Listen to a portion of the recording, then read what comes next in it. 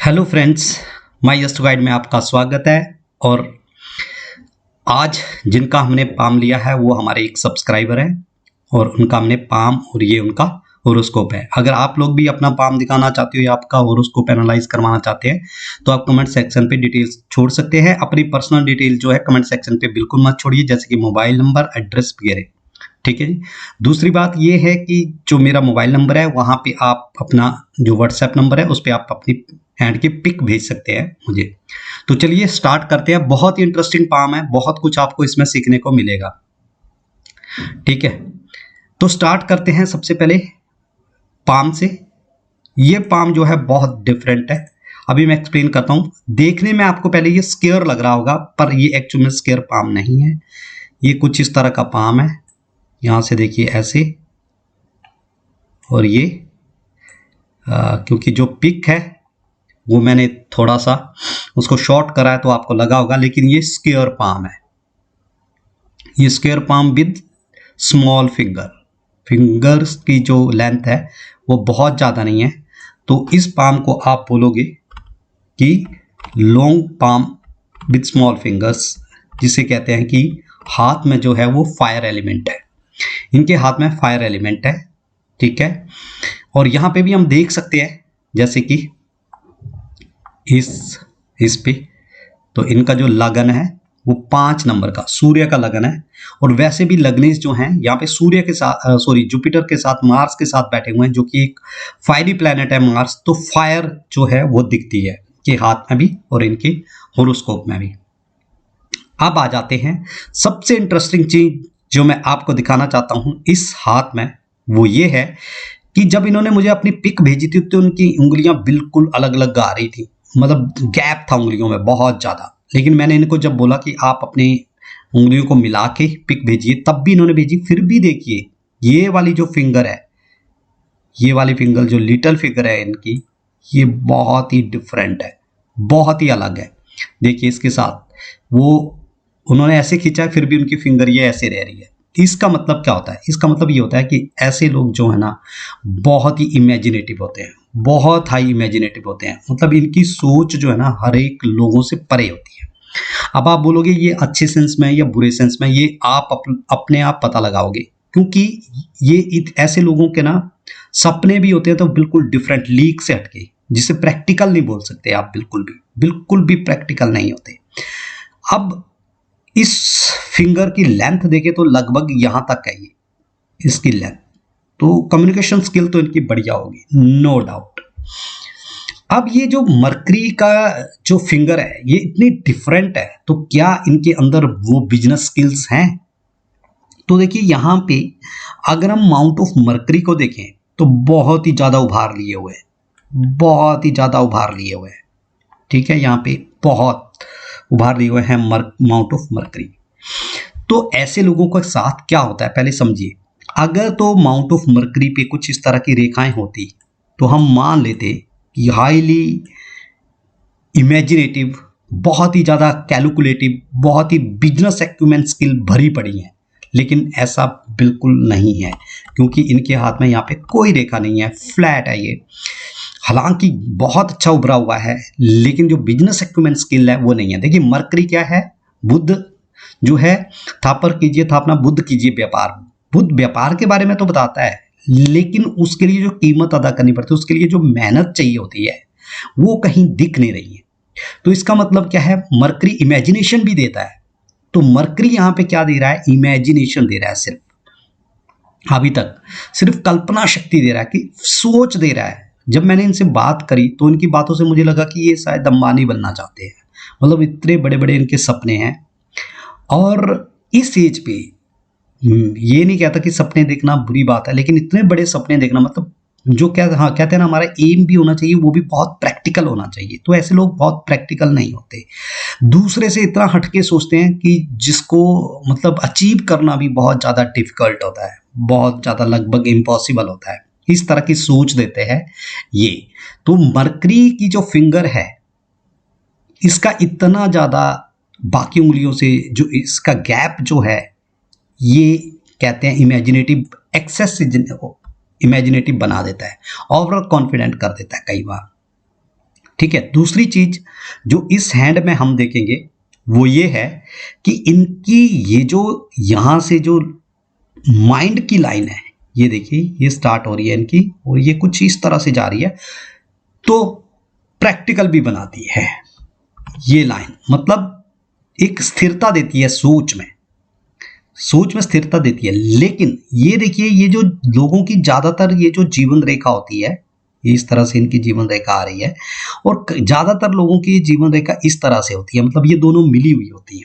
और यहां पे भी देख लीजिए ये जो इनकी लाइन है बिल्कुल डिफरेंट है, तो मतलब क्या है कि ये जो है इनकी सोच, ये कभी किसी के साथ चल के काम करने वाले नहीं होते। अगर आप ऐसे लोग जो हैं किसी के साथ मिलके काम नहीं करते, किसी के अंडर काम नहीं करते, बहुत ही जिद्दी होते हैं, स्टबर्न होते हैं, अपनी जो इन्होंने सोचा होता है उसी को वो कर लेते हैं। और कई बार तो ऐसा होता है इनका कि जैसे बोलते हैं ना कि भाई अपनी मुर्गी की 3 टांगे, तो वैसे ही इनका कुछ सीन रहता है। तो बिल्कुल हटके कभी किसी की बात मानने को तैयार नहीं होते ऐसे लोग। दूसरी चीज, ठीक है। तीसरी चीज वो किस लिए है वो भी मैं बताता हूं, क्योंकि देखिए इनका यहाँ पे अगर आप होरोस्कोप में देखिए इनका, तो ये सन जो है ये मार्स के साथ जाकर के बैठ गया है। मार्स यहाँ पे नीच का है और 12वें घर के राजयोग कुछ कमियों के बाद, कुछ खोने के बाद राजयोग देते हैं। राजयोग इसलिए है कि यहाँ पे सूर्य है, मंगल है, केंद्र त्रिकोण का स्वामी वहां पे, यहाँ पे मंगल और गुरु का राजयोग है। देखिए गुरु और मंगल का परिजात योग, यहां पे देखिए सूर्य और इसका राजयोग जुपिटर का, सन और जुपिटर का, अगेन मार्स त्रिकोण का स्वामी, सारे त्रिकोण के स्वामी यहां पे बैठे हुए हैं 12वें घर में। इसकी बाद में बात करते हैं। अब जो सबसे इंटरेस्टिंग चीज है और भी इसके ज्यादा, ये तो हमने देख लिया राजयोग, बहुत ही अच्छी होरोस्कोप है देखने में, बट 12वें घर के राजयोग हैं, जैसे कि मैंने बताया 12वें घर के राजयोग जो हैं वो कुछ लेने के बाद कुछ रिजल्ट देते हैं, ठीक है। लेकिन इस कुंडली में जो खराब चीज है वो 2 चीजें हैं। नंबर 1, एक तो इस कुंडली में काल सर्प योग है, सारे के सारे ग्रह जो हैं वो राहु और केतु के बीच में हैं, ठीक है। जब भी किसी की होरोस्कोप में काल सर्प योग होता है, बहुत लोगों की होरोस्कोप में था, जैसे पंडित जवाहरलाल नेहरू है, इंदिरा गांधी, इन सब की होरोस्कोप में था, लेकिन उनके लग्नेश बली थे। इनका जो लग्नेश है वो उतना बली नहीं है, अपने से 12वें में चला गया, हालांकि राजयोग कारक तो है पर अपने से 12वें में चला गया। इस कुंडली में जो नुकसान देने वाली बात है वो सबसे ज्यादा वो है शनि और चंद्रमा का विष दोष, वो भी 11वें घर में।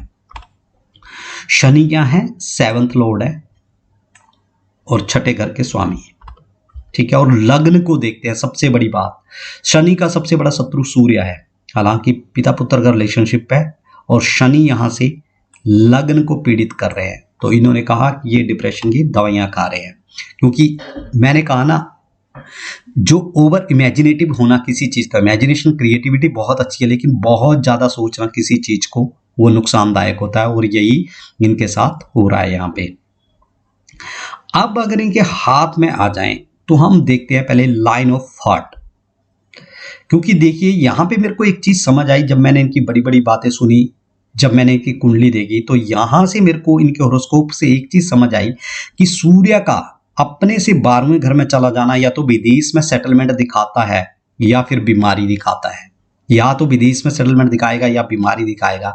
लेकिन उसके लिए हमें देखनी पड़ेगी हार्ट लाइन। जब इनकी हमने हार्ट लाइन देखी तो देखिए इनकी हार्ट लाइन जो है वो जंजीर नुमा है। जब भी हार्ट लाइन जंजीर नुमा होती है, ऐसे व्यक्ति को क्या होता है? परेशानियां होती हैं, बहुत ज्यादा हेल्थ इश्यूज रहते हैं ऐसे व्यक्ति को, ठीक है। तो ये हार्ट लाइन इनकी बता रही है कि ऐसा आदमी, और जब भी ये हार्ट लाइन जो है वो शनि पर्वत पे आकर के खत्म हो जाए तो आदमी बहुत ज़्यादा मटेरियलिस्टिक होता है, उसको मतलब करोड़ों रुपया चाहिए, उसको मतलब मटेरियलिस्टिक इतना होता है, बड़ी गाड़ी चाहिए, ये करना है वो करना है, वो सब इनके हाथ में होता है। दूसरी बात ये देखिए, अगर इस व्यक्ति की मैं बात करूं तो इनका जो चंद्र पर्वत है ये खत्म है, चंद्र पर्वत जो है बहुत वीक है, और यहां पे भी हम देख सकते हैं चंद्रमा इनका वीक है। अब जो मैंने बात बोली थी कि बड़े सपने देखना बहुत अच्छी बात है, लेकिन जब वो सपने पूरे नहीं होते हैं ना, तो फिर बहुत आदमी डिप्रेशन में चला जाता है, और वही इनकी कुंडली दिखा रही है। सबसे हैरान कर देने वाली बात यह है कि अभी तो जुपिटर की महादशा चल रही है, जो कि इनका गोल्डन पीरियड है। अब जुपिटर क्या है इनके? पंचमेश, अष्टमेश, ठीक है जी। गुरु की महादशा चल रही है। अगर तो ये पढ़ाई में अपना सारा तन मन धन लगा दे तो भाई साहब ये बिल्कुल अपनी लाइफ में ग्रो करेंगे, बिल्कुल ग्रो करेंगे, क्योंकि आप पांचवें घर को एक्टिवेट कर रहे हो, जो कि एजुकेशन का है, बुद्धिमानी का, विवेक का घर है, उसको एक्टिवेट कर रहे हो अगर तो तुमने ऐसा किया। लेकिन अगर आपने छठे आठवें घर को एक्टिवेट कर दिया, मतलब क्या कि आठवां घर क्या है आपका? बाधाओं का, अननेसेसरी टेंशन, डिलेज, ठीक है। ऊपर से आपका मून की कंडीशन इतनी खराब सैटर्न के साथ, तो क्या होगा? आप जो हैं वो डिप्रेशन का शिकार हो जाएंगे और आप अपनी लाइफ में कुछ नहीं कर पाएंगे। तो इसीलिए मेरा जो इनका सजेशन था कि आप अपनी सिर्फ एजुकेशन पे फोकस कीजिए, क्योंकि गुरु की दशा के बाद जो है वो सैटर्न की महादशा आने वाली है। देखिए ये फर्क होता है हॉरोस्कोप में और पाम में, ये आपको हॉरोस्कोप ही बता सकता है। अगली दशा जो है वो जुपिटर के आने वाली, शनि की आने वाली है। शनि की महादशा इनके लिए सही नहीं रहेगी। तो अगर तो इन्होंने जुपिटर की महादशा में अपने टाइम का यूटिलाइज कर लिया, मेहनत कर ली, अचीव कर लिया कुछ, तो शनि लाभ स्थान पे बैठ के लाभ देखा। देखिए टेंशन तो देनी है, ये तो कंफर्म हो गया। शनि और चंद्रमा शनि की महादशा में टेंशन देंगे, लेकिन अगर आप बड़े ख्वाब देख रहे हो, बड़े बड़े ख्वाब देख रहे हो और वो पूरे नहीं होंगे, तो अलग तरह की टेंशन होगी आपकी। और अगर आप कुछ अपनी लाइफ में कर लेते हो, तो हो सकता है आपको जिस पोजीशन पे आप होंगे उससे बड़ी पोजीशन पे जाने के लिए टेंशन लेनी पड़ेगी। तो आप बेकार के लिए टेंशन लेना चाहते हो, मतलब करना कुछ नहीं है, सिर्फ सोचना ही सोचना, वो वाली टेंशन लेनी है, या फिर आपने रियल प्रैक्टिकल होकर के, हो सकता है आपका जो, जैसे इनसे मैंने बात करी थी तो उन्होंने कहा उन्होंने राजनीति में जाने का भी इनका इरादा है। तो कोई बड़ी टेंशन, बड़े ओहदे को लेकर के टेंशन हो सकती है। तो टेंशन तो ये तो कंफर्म है कि होनी है। शनि चंद्रमा का 20 दोष है, लेकिन वो किस पर्पज के लिए लेंगे ये आपके कर्मा डिसाइड करते हैं। तो अगर आप सोचते रहोगे, मेहनत नहीं करोगे, तो स्थिर राशि है, एक अग्नि तत्व की राशि है, सॉरी पृथ्वी तत्व की नहीं, अग्नि तत्व की राशि है, और उस पे बैठे हुए हैं मरकरी। तो ये मरकरी ओवर इमेजिनेटिव बनाता है, तो इनको अपनी इमेजिनेशन पे कंट्रोल करना पड़ेगा। अब जो नेक्स्ट क्वेश्चन इन्होंने बोला था कि क्या इनको ये राजनीति विज्ञान में जा सकते हैं, बिल्कुल जा सकते हैं, बट अभी जो टाइम है वो इसको एक्टिवेट करने का है राजनीति में जाने के लिए। क्योंकि यहाँ पे देखिए इनकी जो सन लाइन है ना वो बहुत अच्छी आ रही है, हालांकि कटी फटी है, कहाँ पे कटी भी है कहीं, ये यहाँ पे एक ट्राइंगल सा भी बन रहा है। सो मैं वही कह रहा हूं इनको कि टेंशन तो है, हेल्थ इश्यूज तो रहेंगे, पर किस वजह से रहेंगे? कुछ हासिल करने के बाद रहेंगे या कुछ हासिल करने के लिए हेल्थ इश्यूज रहेंगे? टेंशन, सोचना, ओवर एडिक्शन, ये ठीक नहीं होता। एक अच्छी बात जो इनके हॉरोस्कोप में है, शुक्र यहाँ पे हालांकि नीच के है दशमेश, लेकिन सेकंड हाउस में जाता है, व्यक्ति को बिजनेसमैन बना देता है।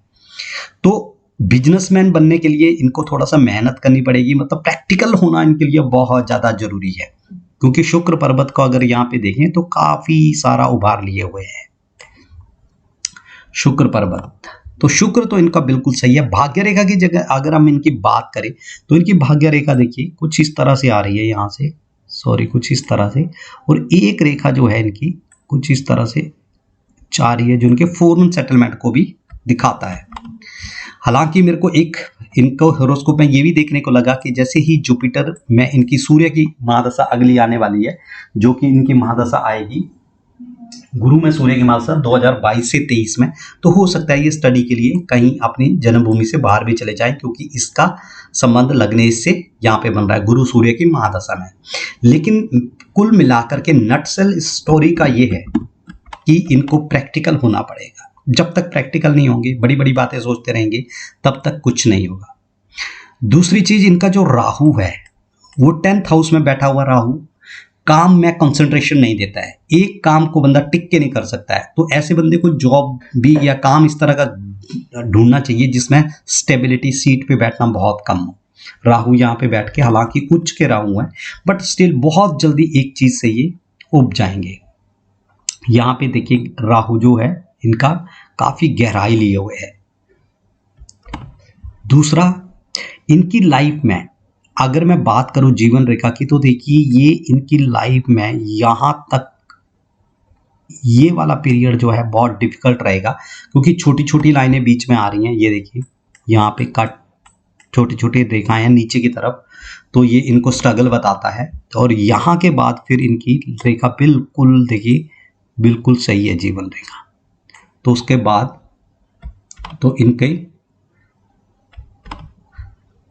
तब बाद में जाकर के जो लाइफ का सेकंड हाफ होगा उसमें इनको ग्रोथ मिलने के चांसेस है।